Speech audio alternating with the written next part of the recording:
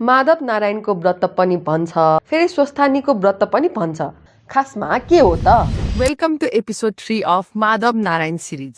स्वस्थानी व्रत कथा अनुसार हिमालयले आफ्नी छोरी पार्वतीलाई नारायणसँग विवाह गरिदिन लाग्दा पार्वतीले घरबाट भागेर वनमा गई महादेवको कठोर तपस्या र पूजा गर्नुभयो। पार्वतीको तपस्याबाट प्रसन्न भई महादेवले दर्शन दिएर वर माग्न भन्नुभयो। पार्वतीले महादेवले आफ्नो स्वामी बनाउन् भनेर वर माग्नु भएछ। तर महादेवले नारायणले जे उपदेश दिनुहुन्छ त्यही अनुसार गर्नु भन्छन्। नारायणले पार्वतीलाई स्वस्थानी माताको व्रत विधि बताउँदै यो व्रत विधिपूर्वक गरेमा महादेव स्वामी प्राप्त हुने कुरा बताउनु भयो। पार्वतीले स्वस्थानी व्रत त पूरा गर्नुभयो, तर महादेवलाई आफ्नो पतिको रूपमा प्राप्त गर्न सक्नु भएन।